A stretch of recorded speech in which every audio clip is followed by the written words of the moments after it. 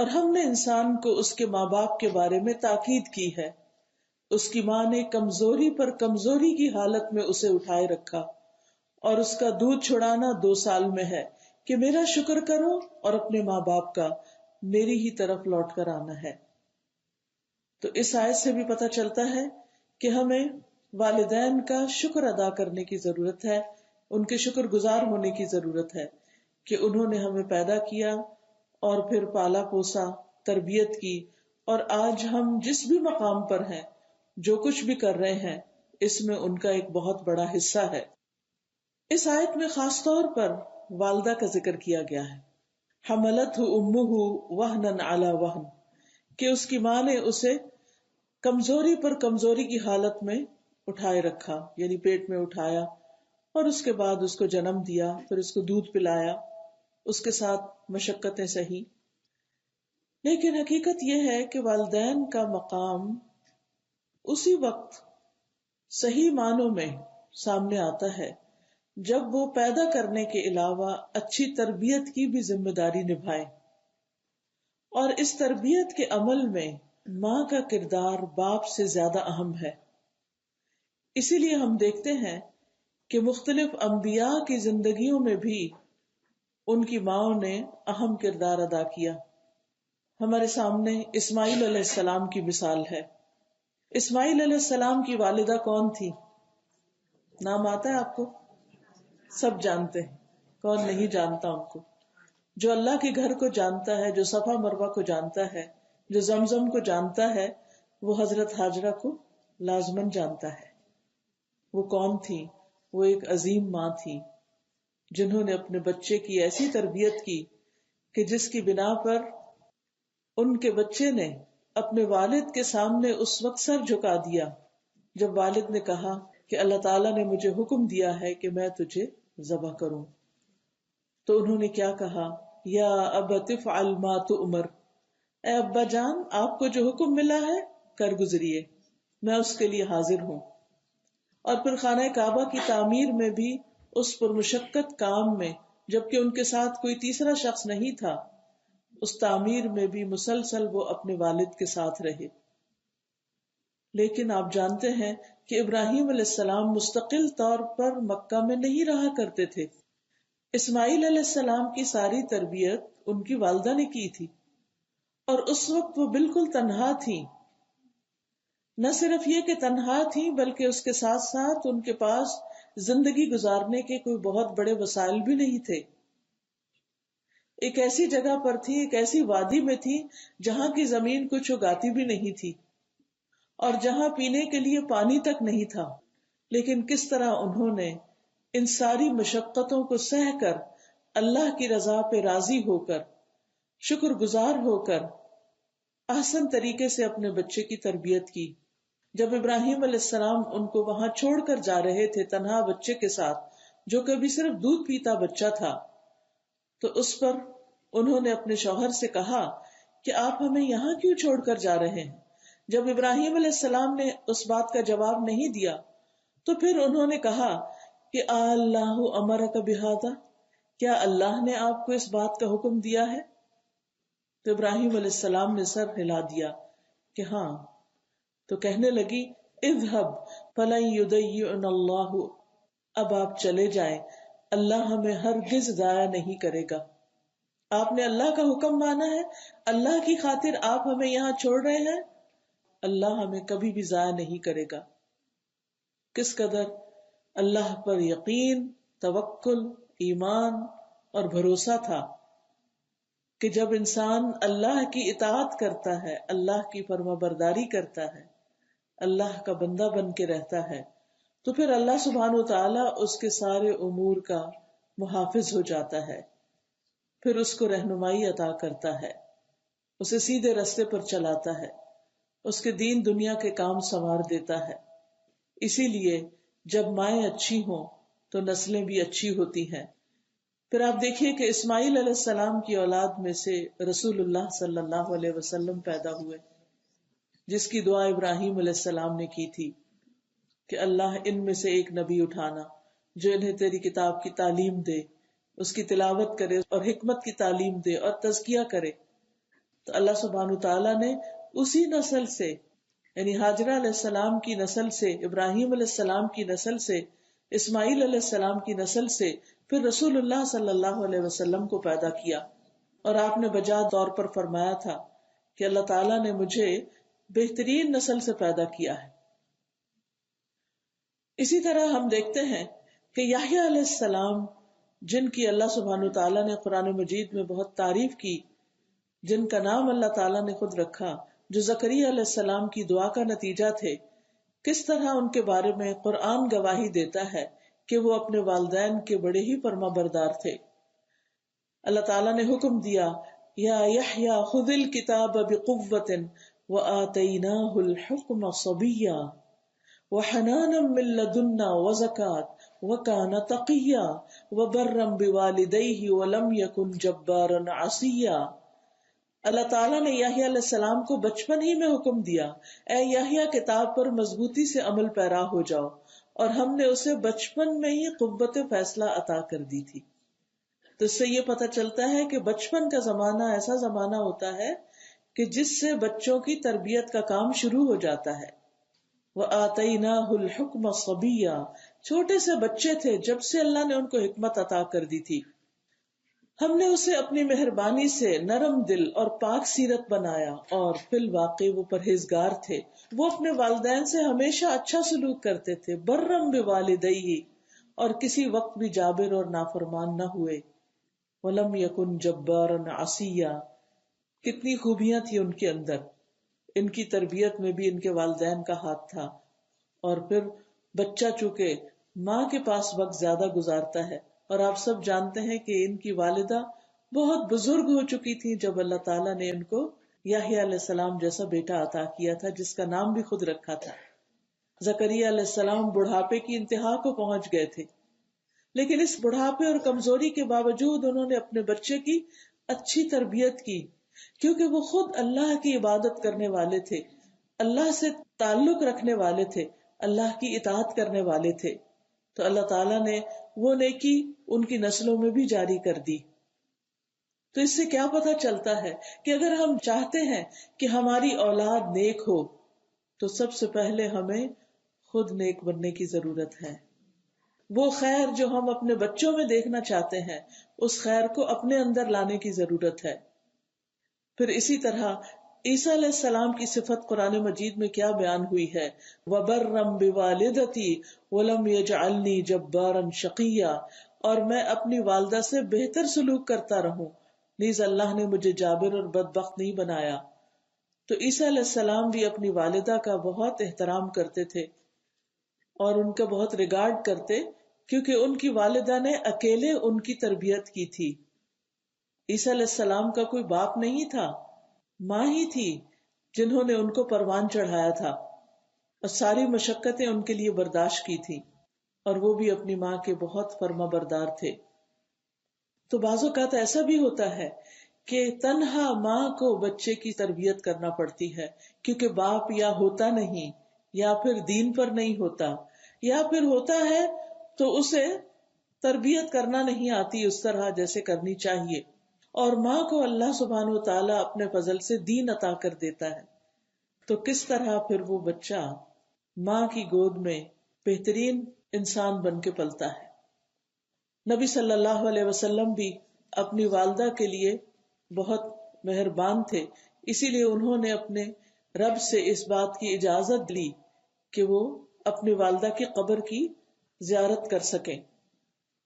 پھر اسی طرح ہم دیکھتے ہیں کہ امام بخاری ان کی والدہ کی دعاؤں کا نتیجہ تھے. ان کی والدہ بہت نیک خاتون تھی، بہت زیادہ دعائیں کرنے والی، اللہ کے حضور گڑ گڑانے والی. ابو علی الغسانی لکھتے ہیں کہ محمد بن اسماعیل البخاری کی بصارت چلی گئی تھی، انہیں بخار آیا، نگاہ چلی گئی، نابینا ہو گئے. والدہ بہت عبادت گزار تھی.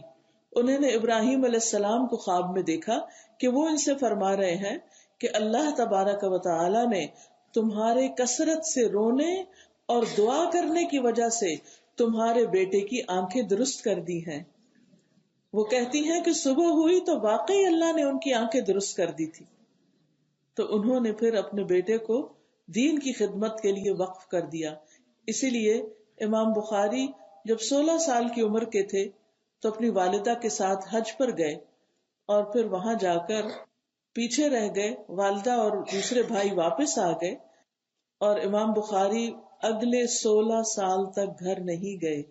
مسلسل علم حاصل کرتے رہے، علم جمع کرتے رہے، اس میں تحقیق کرتے رہے اور بخاری لکھتے رہے. صحیح بخاری کی کتاب، ہر حدیث کے لکھنے سے پہلے انہوں نے غسل کیا، نماز استخارہ ادا کی، پھر حدیث کتاب میں لکھی.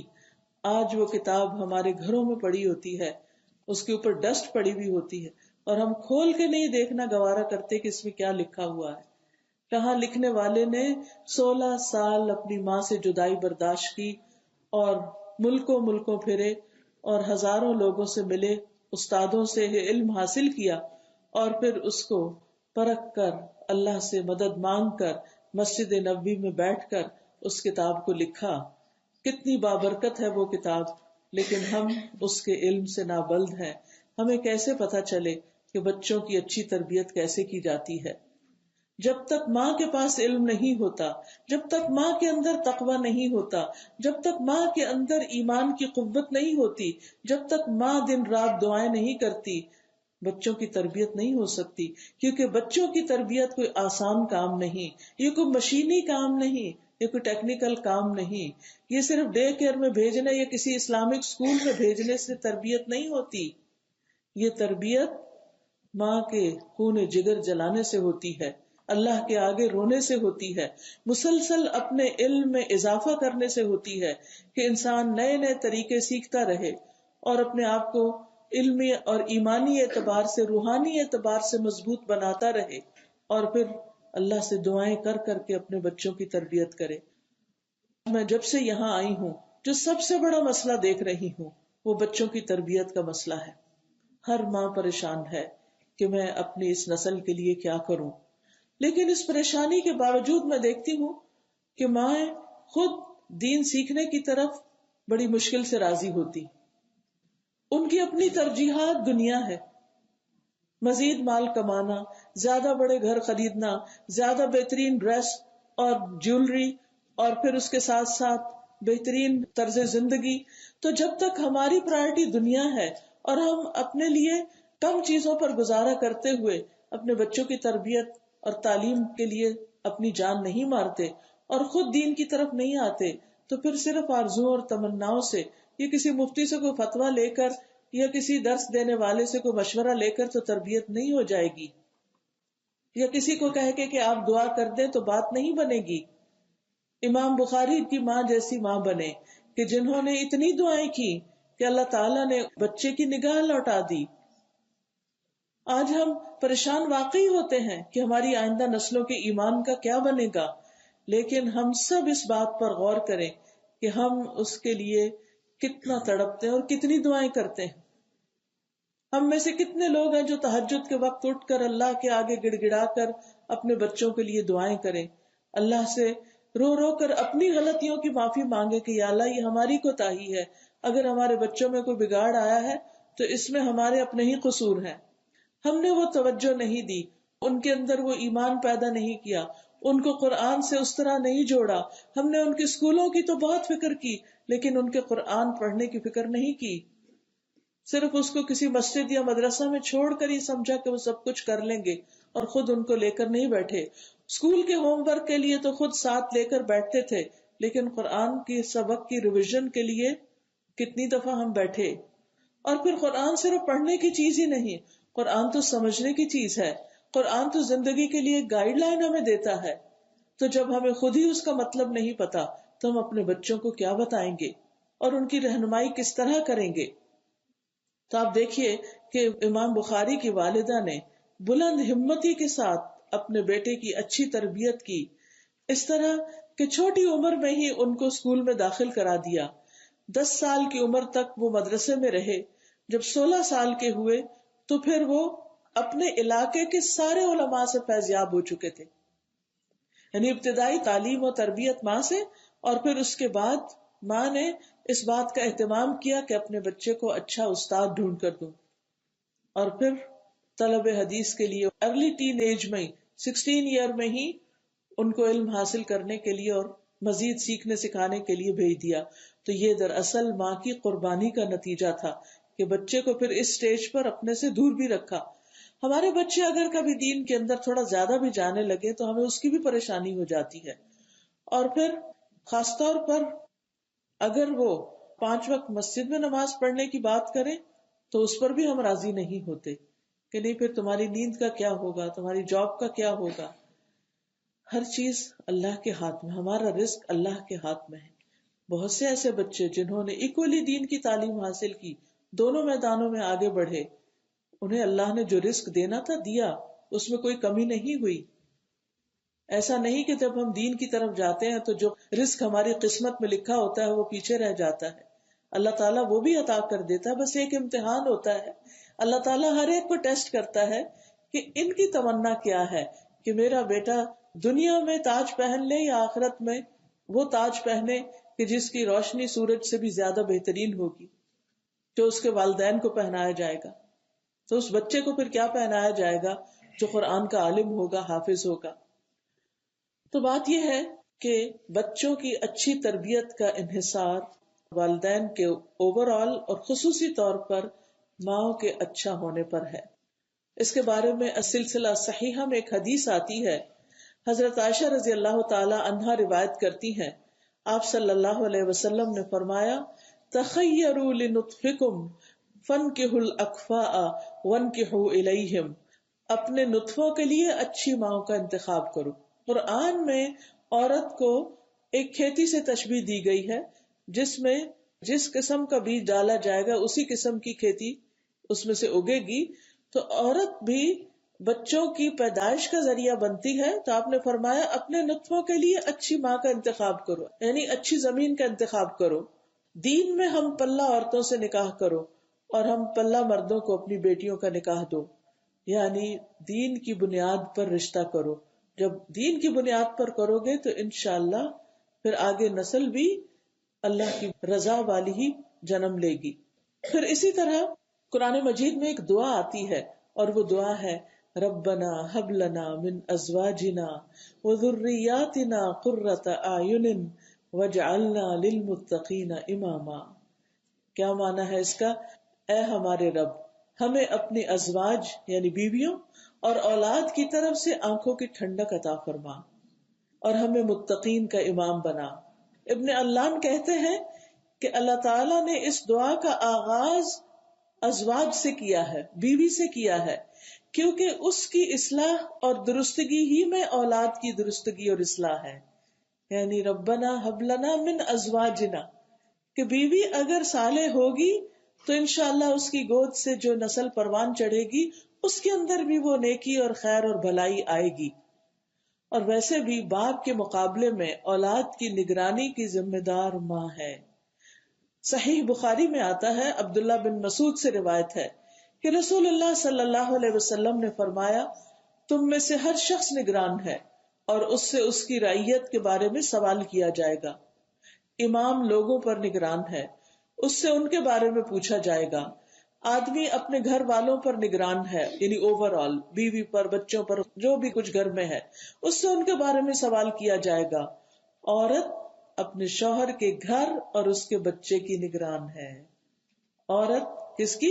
شوہر کے گھر اور اس کے بچے کی نگران ہے، اور اس سے ان کے بارے میں سوال کیا جائے گا.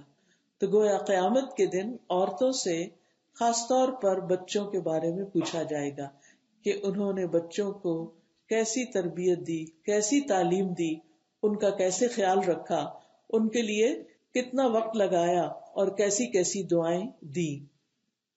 اسی طرح بچے کو ادب سکھانا، تمیز سکھانا، یہ بھی بنیادی طور پر ماں کی ذمہ داری ہوتی ہے. اس سلسلے میں ہم دیکھتے ہیں ابن ابی عتیق عبداللہ محمد بن عبد الرحمن بن ابو بکر سے روایت ہے.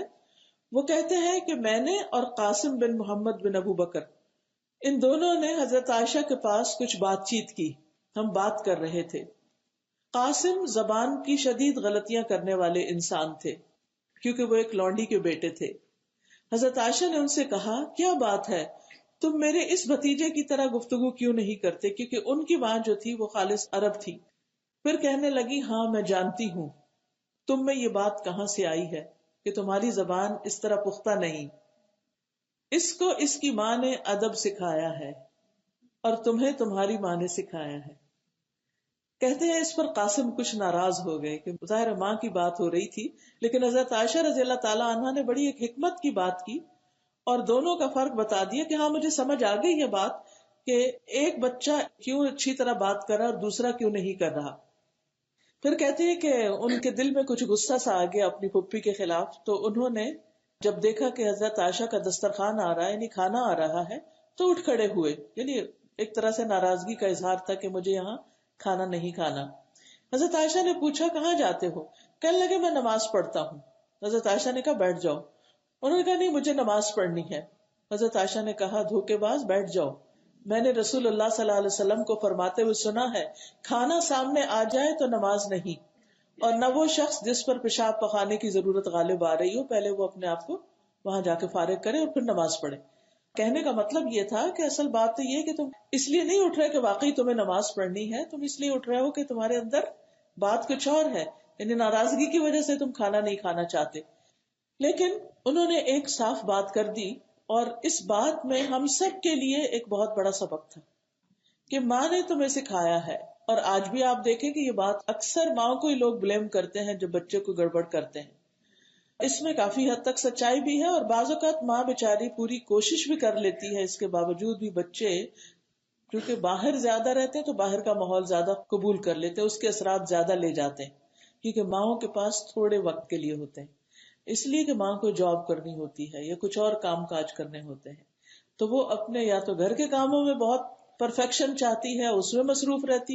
یعنی کچھ عورتیں جاب کے لیے نہیں نکلتی، ہوتی گھر میں ہی ہے، لیکن انہیں اپنے گھروں سے اتنی محبت ہوتی ہے کہ وہ محبت بچوں پہ بھی غالب آ جاتی، اور ہر وقت وہ گھر چمکانے کے شوق میں ہوتی، ہر چیز پرفیکٹ ہو.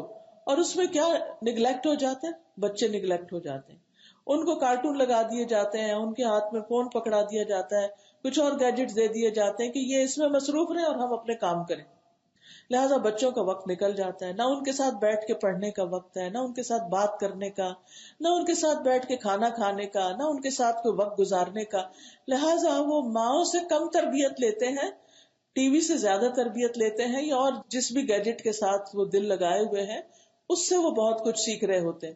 نتیجہ کیا ہوتا ہے کہ وہ جو ماں کے اندر ایک اسلامی اثرات تھے وہ بچے میں ٹرانسفر نہیں ہوتے، کیونکہ وقت کم گزرا ہے ماں کے ساتھ. تو اس میں آپ دیکھیے کہ خصوصاً جب بچے چھوٹے ہوں تو اس وقت ماں کو اپنا پروفیشن اور اپنے دوسرے کام کم کر کے، چھوڑ کر، محدود کر کے، لمیٹڈ کر کے، مختصر کر کے اپنے بچوں کو زیادہ وقت دینے کی ضرورت ہے. جب وہ وقت گزر جائے، بچے بڑے ہو جائیں، تھوڑے انڈیپینڈنٹ ہو جائیں، اسکول جانے لگے، تو جتنی دیر بچے مصروف ہیں ماں بھی اپنی کوئی اور مصروفیت اختیار کر سکتی. لیکن جب بچے گھر پر ہوں تو پھر ضرورت اس بات کی ہے کہ ماں بھی ان کے ساتھ وقت گزارے اور ان کو اچھا ادب، اچھے اخلاق سکھائے. پھر اسی طرح یہ ہے کہ بچے کی تربیت کا آغاز ماں کے پیٹ سے ہوتا ہے. ایک ماں نے کسی عالم سے پوچھا کہ میں اپنے بچے کی تربیت کرنا چاہتی ہوں. انہوں نے اس کی عمر پوچھی تو جب ماں نے بتائی تو کہا کہ تربیت کا وقت تو گزر چکا ہے، تربیت تو پیدائش سے پہلے شروع ہو جاتی ہے. اور وہ کیسے کہ جب شادی ہوتی ہے تو اس وقت انسان دیکھتا ہے کہ شادی کس سے کر رہا ہوں، کیا یہ شخص دین میں مددگار ہوگا؟ کیونکہ بعض اوقات صرف وقتی جذبات یا محبت کی وجہ سے شادیاں کر لی جاتی ہیں، اس میں نہ دین دیکھتے ہیں، نہ اخلاق دیکھتے ہیں، نہ ہی کسی اور چیز کا پاس رکھتے ہیں، اور صرف اس بنا پر کہ وقتی طور پر کوئی اٹیچمنٹ ہوگی کسی لڑکے لڑکی کی، اور اب وہ ماں باپ کو پریشرائز کر کے، خاندان کو پریشرائز کر کے بس شادی کرنے کی کرتے ہیں.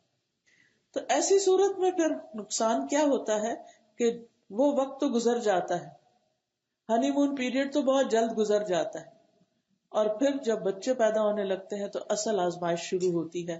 ذمہ داری دین کے اعتبار سے بھی اور دنیا کے اعتبار سے بھی. اگر ہسبینڈ وائف کے درمیان کمپیٹیبلٹی نہیں، دو خاندانوں کے بیچ میں کمپیٹیبلٹی نہیں، تو نتیجہ کیا ہوتا ہے کہ بچے ماں باپ سے کچھ اور سیکھتے ہیں، نانا نانی سے کچھ اور سیکھتے ہیں، دادا دادی سے کچھ اور سیکھتے ہیں، اور پھر کنفیوز پرسنالٹیز بنتے ہیں. اور اگر سب کا رجحان ایک ہی طرف ہو، اخلاق اور آداب میں کچھ کچھ فرق تو ہوتا ہی ہے، لیکن اگر سب کی سوچ دین پر مبنی ہو تو ایسی صورت میں معاملہ آسان ہو جاتا ہے. بعض اوقات لوگ فتویٰ پوچھ رہے ہوتے ہیں، ہم کیا فلاں سے شادی کر سکتے ہیں، فلاں سے کر سکتے ہیں. ہاں، لیگلی ہو سکتا ہے کہ آپ کر ہی سکتے ہو، اور کوئی مفتی آپ کو فتویٰ دے دے کہ جی بالکل جائز ہے، آپ کا نکاح درست ہے. لیکن اس کے باوجود انسان کو سوچنا چاہیے کہ جس شخص سے شادی کی جا رہی ہے اس کے ساتھ نباہ کیسے ہوگا، کیونکہ افسوس کے ساتھ کہنا پڑتا ہے کہ وقت گزرنے کے ساتھ ساتھ طلاق ریٹ بھی بہت بڑھتا چلا جا رہا ہے. ادھر گھر بنتے نہیں، ادھر ٹوٹنے کی خبریں آتی ہیں. بعض اوقات ابھی بچے نہیں ہوتے، اور بعض اوقات کئی بچوں کے باوجود گھر ٹوٹ جاتے ہیں، جس کا نقصان کیا ہوتا ہے کہ یا اکیلی ماں یا اکیلا باپ یا دونوں مل کے وقت ڈیوائڈ کر کے بچوں کو دے رہے ہوتے ہیں، ٹائم اور تربیت اور نصیحتیں اور اپنی اپنی باتیں، اس میں بھی بچوں کے اوپر ایک قیامت گزر جاتی ہے. اسی لیے آپ دیکھیں کہ یتیم بچوں کے بارے میں کتنا اسلام نے توجہ دلائی کہ کس طرح ان کا خیال رکھا جائے، کس طرح ان کی تربیت کی جائے، اور اس گھرانے کو بہترین گھرانہ قرار دیا گیا جس میں کوئی یتیم پلے، صرف اسی وجہ سے کہ جس بچے کا باپ نہیں ہے، جس کا اپنا گھر نہیں، وہ بچہ محبت اور ہمدردی کا مستحق ہے. تو اسی طرح بعض اوقات جیسے ماں کا ایک بچہ ہوا، طلاق ہوئی، اس نے دوسری جگہ شادی کی، پچھلا بچہ ساتھ چلا گیا. اب ہوتا کیا ہے کہ وہ جو دوسرا باپ ہے وہ اس بچے کو اس طرح تو اپنا بچہ سمجھ کے نہیں پالتا، محبت نہیں دیتا. تو بعض اوقات یہ بچہ ایک احساس کمتری کا شکار ہو جاتا ہے، ایک پریشر کا شکار ہو جاتا ہے، اور باپ تو اس کا ہے ہی نہیں. ایک باپ چھوڑ گیا، اس کے لیے ویسے ہی نفرت. جو اب باپ ہے سوتیلا باپ، وہ چونکہ پیار نہیں کرتا، اس کو وہ اپنا ہی نہیں سمجھتا، اس سے الگ نفرت، اور ماں سے الگ نفرت کہ اس نے یہ سب کچھ کیا کیوں. اب آپ دیکھیے کہ جو بچہ اتنی نفرتیں لے کے پلتا ہے، پھر بڑے ہو کر وہ کرتا کیا ہے؟ وہ محبت نہیں دیتا، اس کے دل میں کسی کی بھی قدر نہیں رہتی. تو اس لیے آپ دیکھیے کہ ابتدا سے ہی انسان کو سوچ سمجھ کے فیصلے کرنے چاہیے. باقی قسمت جو ہے پھر انسان اپنی طرف سے کوشش پوری کرے، اس کے بعد پھر جو بھی اللہ چاہے ہوگا. اصل میں ہم سے تو ہماری کوشش دیکھی جائے گی کہ ہم نے کیا کیا. پھر اس کے بعد آپ دیکھیے کہ شادی کے بعد پھر جب بچوں کی پیدائش کا مرحلہ آئے تو اسی وقت ہسبینڈ وائف آپس میں ایک موافقت کے ساتھ چلے، اور پھر یہ دیکھیں کہ ہم اپنے بچوں کو دین کی، دنیا کی تعلیم کیسے دیں گے. یعنی جو ہی کنسیو کریں بچے کو ماں، تو ساتھ ہی اس کی پلاننگ شروع کر دینی چاہیے. اور اس میں ماں کو اب اپنی عبادت میں، ذکر میں، تعلیم حاصل کرنے میں مزید توجہ دینی چاہیے.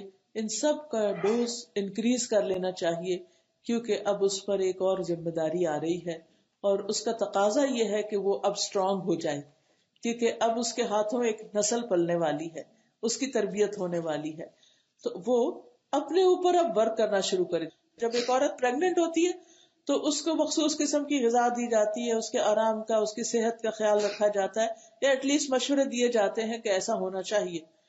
اور اسی طرح جب جسمانی ضروریات کا خیال رکھا جاتا ہے تو اس ماں کی یا بننے والی ماں کی روحانی ضروریات کا بھی برابر میں خیال رکھا جانا چاہیے. اور پھر مسلسل دعا کہ اللہ ہمیں نیک اولاد دینا. رب ہب لی من لدنک ذریۃ طیبۃ، اے اللہ اپنے پاس سے نیک اور طیب اولاد عطا کر، اچھی اولاد عطا کر. اور پھر آپ دیکھیے کہ حضرت مریم کی والدہ جو تھی، انہوں نے کس طرح دعا مانگی. اذ قالت امرأۃ عمران رب انی نذرت لک ما فی بطنی محررا فتقبل منی انک انت السمیع العلیم. جب عمران کی بیوی نے دعا کی، اے میرے رب، میں نے منت مانی کہ جو میرے پیٹ میں ہے میں اسے تیرے لیے وقف کرتی. آپ دیکھیے کہ ابھی بچہ پیدا نہیں ہوا، اس وقت سے انہوں نے سوچ لیا کہ میں اپنے اس بچے کو دین کے لیے وقف کروں گی، اللہ کی خاطر، اللہ کے راستے میں اپنے بچے کو دوں گی.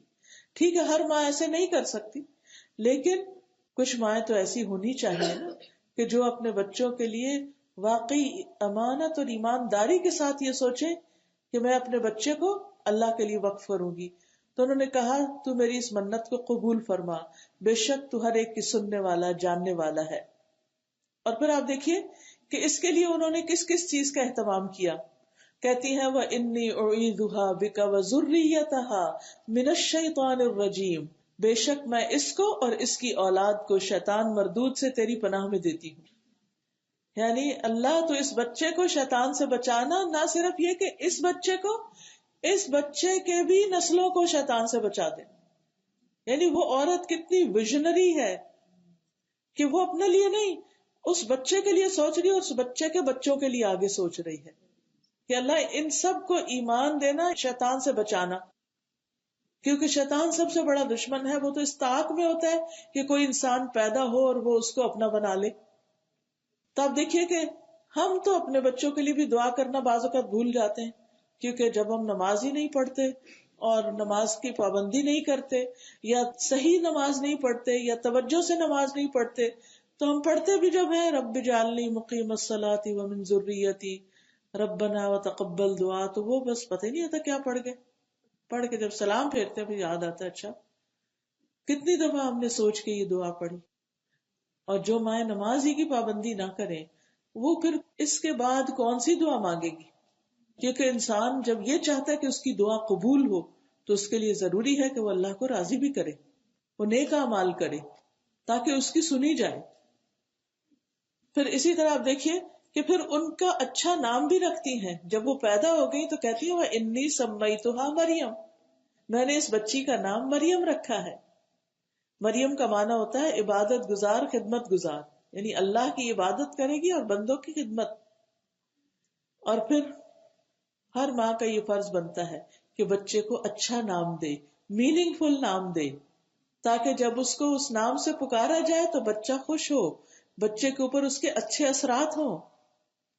یہ نام دنیا میں بھی انسان کا لیا جاتا ہے، اور پھر اس کے بعد جب وہ فوت ہوتا ہے اور اس کی روح اوپر جاتی ہے تو دروازہ جب کھلتا ہے، یعنی فرشتے جب انسان کی روح کو لے کے جاتے ہیں تو آسمان کا دروازہ جب کھولنے کے لیے کہتے ہیں، گزرنے کے لیے، تو پوچھتے ہیں کہ کون ہے تمہارے ساتھ، کس کی روح ہے؟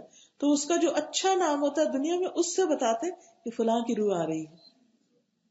تو اگر وہ نیک ہوتا ہے تو اس کے لیے دروازے کھول دیے جاتے ہیں، اور اگر نہیں تو دروازہ نہیں کھلتا. تو وہاں بھی نام ہوتا ہے، وہ قیامت کے دن بھی نام ہوگا. یہ نام ہر جگہ استعمال ہونے والا ہے. سب سے زیادہ دنیا میں اگر ہم کوئی لفظ سنتے ہیں تو اپنا ہی نام سنتے ہیں. تو میننگ فل نام رکھیے. بہت سے بچوں کو جب میں پوچھتی ہوں کہ آپ کے نام کا مطلب کیا، تو بچے کو پتہ ہی نہیں ہوتا. I don't know. تو جس بچے کو اپنے نام کا ہی مطلب نہیں پتا، اور اگر وہ نام کا مطلب ہے بھی تو عجیب و غریب، بعض لوگ فعل میں نام رکھ دیتے. انامتا، لنتا، یہ کس قسم کے نام ہے؟ نام تو ناؤن ہوتا ہے، ورب تھوڑی ہوتا ہے. لیکن بس وہ قرآن کا صفحہ کھولا دین سے لا علمی کی وجہ، بظاہر وہ دین سے محبت شو کر رہے ہوتے ہیں کہ وہ کھولا قرآن اور جو پہلا لفظ نکلا وہی رکھ لیا. تو ایسے تھوڑی نام رکھے جاتے ہیں. انبیاء کے ناموں پہ نام رکھیں، صحابہ کے ناموں پہ نام رکھیں، اچھے معنی دیکھ کر نام رکھیں تاکہ اس کا بھی بچے کی شخصیت پر اچھا اثر پڑے. پھر بچے کو اپنا دودھ پلائیں، کیونکہ دودھ کے بھی اثرات ہوتے ہیں. دودھ کے اثرات ہوتے ہیں، اور دودھ پلاتے ہوئے اچھی سوچ سوچیں، مثبت بات، مثبت چیز آپ کے ذہن میں ہو، اللہ کی محبت آپ کے اندر ہو، دین کی محبت ہو، اچھی اچھی باتیں ہوں. بچے کو جب لوریاں دیں تو اچھی اچھی باتیں کریں، اچھی چیزیں اس کو پڑھ کے سنائیں. کیونکہ اب سائنٹیفکلی بھی یہ بات پروو ہو گئی ہے کہ جن بچوں کو ماں کے پیٹ سے ہی کچھ پڑھ پڑھ کے سنایا جاتا ہے وہ اسی طرح کا ٹرینڈ لے کر پیدا ہوتے ہیں اور بڑے ہو کر اس میں بہت ایکسپرٹ بنتے ہیں. اس لیے کچھ عرصہ پہلے میں نے ایک چھوٹی سی ٹاک کسی کی سنی تھی، تو اس میں بتا رہے تھے کہ جوز کے اندر خاص طور پر یہ ہے کہ پیدا ہونے سے پہلے بچے کو، یعنی باپ اور ماں مل کے بڑے بڑے میتھمیٹکس کے سوال حل کرتے ہیں کہ ہمارے بچے اچھے میتھمیٹیشین بنے. تو ہم تو وہ کئی سال کے ہو جاتے ہیں تو ان کے ساتھ کوئی پڑھنے لکھنے کا کام نہیں کرتے. ماں کے پیٹ میں وہ کیا پڑھے لکھیں گے؟ بچے کی سب سے پہلے سماعت کام کرتی ہے ماں کے پیٹ میں. تو جو کچھ باہر ہو رہا ہوتا ہے وہ اندر بھی جا رہا ہوتا ہے جب سے وہ سننے لگتا ہے. تو گھر کا ماحول اچھا رکھیں تاکہ وہ اچھی باتیں سنیں. یہ نہیں کہ روز آپ اپنے ہسبینڈ سے لڑ جھگڑ رہے ہو، وہ آپ کو کوس رہا ہو، یا وہ بدتمیزی کرے اور پھر جواباً آپ کریں، یا آپ کی طرف سے کوئی چیخ پکار ہو. کبھی افسوس کے ساتھ کہنا پڑتا ہے کہ گھر کے اندر بزرگ والدین ہوتے ہیں تو ان کے ساتھ بدتمیزی کا معاملہ کیا جا رہا ہوتا ہے. کل ہی ایک شخص میرے ہسبینڈ کے پاس آئے اور کہنے لگے کہ اپنے وائف سے کہیں کہ پلیز ساس سسر کی عزت کے بارے میں کچھ بات کریں. میری والدہ 80 سال کی عمر کی ہیں اور میری بیوی ان کو تم اور تو کہہ کے پکارتی ہیں اور بدتمیزی کرتی ہیں. تو میں نے ان سے کہا کہ ان کو کلاسز میں بھیجے تو میں ان سے کوئی بات کروں، میں ایسے کس سے بات کروں. تو بہرحال افسوس کے ساتھ ہی کہنا پڑتا ہے. میں نہیں کہتی کہ ہر گھر میں ایسا ہوتا ہے، لیکن افسوس یہ کہ کچھ گھروں میں یہ بھی ہوتا ہے کہ ساس سسر کو عزت نہیں دی جاتی، یا بڑے والدین کو اپنے لیے بوجھ سمجھا جاتا ہے، یا ان کو وہ مقام نہیں دیا جاتا. بچے یہ سب کچھ سن رہے ہوتے ہیں، دیکھ رہے ہوتے ہیں، اور پھر جس طرح کے ہم منہ بناتے ہیں ایسے اپنے رشتہ داروں کو دیکھ کر وہ بھی نوٹ کر رہے ہوتے ہیں کہ میری ماں کس کے آنے پہ خوش ہوتی ہے اور کس کے آنے پر ناراض ہو جاتی ہے، کس کا گھر میں وجود اس کو برداشت نہیں ہوتا. اور وہ یہ سب تربیت حاصل کر رہے ہوتے ہیں. جب بڑے ہوتے ہیں تو پھر وہ ہمارے ساتھ یہی سلوک کر دیتے ہیں کیونکہ انہوں نے بچپن میں یہی دیکھا ہوتا ہے. تو اگر ہم سے ایسی غلطیاں ہو چکی ہیں تو ان غلطیوں کو بھی معافی مانگنی چاہیے کہ اللہ ہمارے ان گناہوں کی وجہ سے اگر ہمارے بچے بگڑ رہے ہیں تو اللہ تو ہمیں معاف کر دے. لا الہ الا انت سبحانک انی کنت من الظالمین.